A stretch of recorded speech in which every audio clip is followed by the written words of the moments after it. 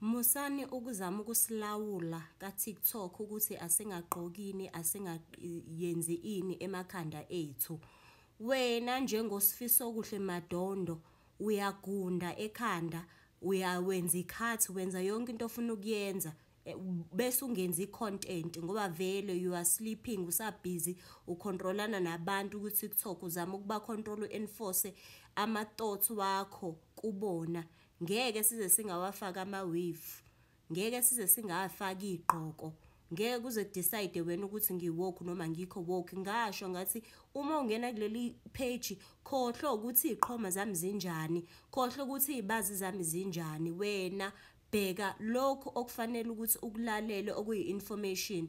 Mawukuthi wena uzela ukuzojaja abantu ukuthi lo ufake isiphandla, lo ufake iweave, so ayikho into engizoyilalela ekusho ayizoshiwo yona, phuma nje kumina mfethu, phuma nje kumina. Ngisazoyidlubha nje iweave, ikhanda lami ngiyagijima mina everyday, okusho ukuthi ngiyaswetha. Njengoba ngiswetha everyday ikhanda lami ngiyaligeza liqhiniwe, bese for modesty sake for mina ngingenzeli wena ngizoyifaka iweave ngoba angeke ngize ngihambe nekhanda uma ngalivulanga ukuthi ngiyaligeza namhlanje. Yekani ukusilawula ngoba nawe ziningi izinto ozenzayo ezingekho according to i-definition yabanye abantu of umuntu o-awakened. Anginendaba whether ucabanga ukuthi angikho awakened noma angikho awakened. In fact akufanele ngabe ngiyachazela. Asidlule sibuyele back ezifundweni zethu kwi-video engaphambilini bengade ngichaza ukuthi kukhona umthetho owenziwa abantu, kukhona umthetho wendalo.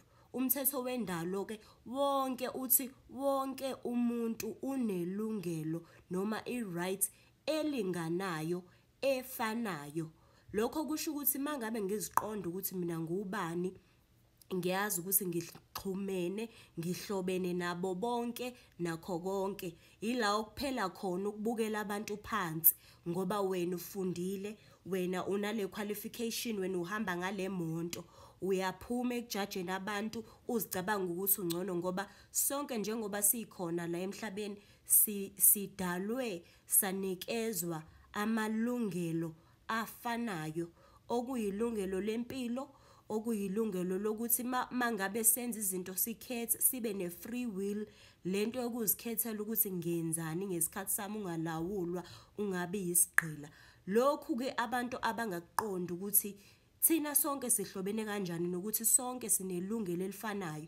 Uma uhlala endaweni mhlambe ethuthukile, akusho lokho ukuthi wena unelungelo elingcono ukwenelo lomuntu ohlala mhlambe eindaweni zasemaphandleni noma eindaweni ezintulayo.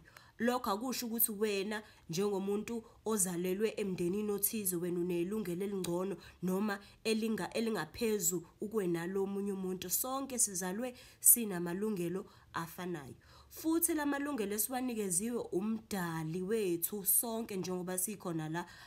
Kusho ukuthi akekho umuntu onolungelo lokuthi athathe ke manje lama rights wethu awadelegate awanikeza abanye abantu njengoba kwenzeka la emhlabeni esiphila kuona. Sesibuso uhulumeni, sicabanga ukuthi uhulumeni uyena ongathatha lama rights awadelegate ukuthi no, iphoyisa kuphela elingakuvikela, no, yimina kuphela engakutshela ukuthi idlani, oh no, yimina kuphela engakunikeza impilo, yimina kuphela engakutshela ukuthi ifakane emzimbeni wakho.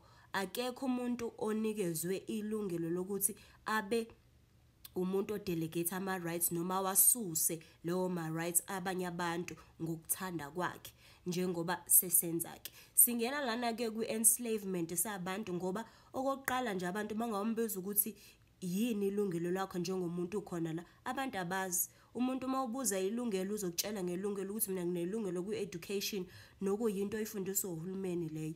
Akulona ilungelo lakho i-education. In fact i-education yinto ongafanele ukuthi uyithole ngoba icontrola ingqondo yakho ngoba ngokwendalo, ngokwemvelo ingqondo zethu zi-programmable. I-human nature leyo ukuthi u-programmable. Yikho uzongena kulama video ungakwazi ukuyizwa lento ekhulunywayo la noma ucabanga ukuthi nayi le ntombazane eyi-satanist. In fact ake ngenze ngisho nanezimpondo ngalezi zinwele zami namhlanje ngoba abantu ba-programmed ukuthi ukholelwe ukuthi lento wayifundiswa esikoleni iyona into eyiqiniso, iyona into okufanele uyazi nokuthi iyona into ofanele uphile ngayo. Mase kufika olunye ulwazi olukufundisa ngenye into, sekunzima ukuthi uyithathe lento noma uyiqonde ngoba wena ngokwendalo inature yengqondo yakho i-programmable. Yikho mawuthanda ibhola uzoqhubeka nebhola uzucisha uyofa ngoba usuyiprogramile ingqondo yakho ukuthi mina isport engisithandayo nesengijabulisayo ibhola. Noma isport engisithandayo nesengijabulisa irugby uma kuyirugby. Kukancane ukuthi abantu bebe kuzo zonke izinto ezenziwayo ngoba ingqondo yakho uyayiprograma. Njengoba uprograma ingqondo yakho ukuthi hayi mina ngibhema insangu kuphela, mina ngibhema iStuyvesant kuphela, uprograme ingqondo yakho usungakubhema ke nje okunye ngoba mhlawumbe uxakwe indlela zakho zokungakwazi ukusponsorisha ibad habits yakho, kodwa ingqondo yakho uyayiprograma njengoba niyiprogram ukuthi hayi mina ngigqoka lokho, mina ngihamba nale crew, o mina ngithanda le monto ethize, mina ngihamba ngalezi imoto. It's something oyiprogram ingqondo yakho wena le okufanele ukuthi uyishintshe leyo ndlela yakho ngoba ngesikhathi uprogrammable kusetshenzwa kakhulu ngeego yakho. Lesi silwane uma ungasicontrol esiyi-ego yakho, lesi silwane esihlezi sifuna ukuthi mina ngi-right wena u-wrong. Wena akufanele ukuthi njengomuntu oclaim ukuthi awake into ufake iweave futhi mina ngi-right ngiwusifiso kuhle madondo wena u-wrong. I-ego yakho leyo kufanele ukuthi uyicontrol ukuze uzokwazi ukudila nezinto ezenzakalayo la. Le ego yakho ethi mina angikhulumi nabantu abangasebenzi o abangamaphara ngoba wena u-employed futhi wena une-profession ethize futhi wena ufundile, wena une-degree. Ileyo ego yakho kufanele ukuthi uyilawule ukuze uzokwazi ukuthi uzibone ukuthi uxhumene kanjani nabanye abantu.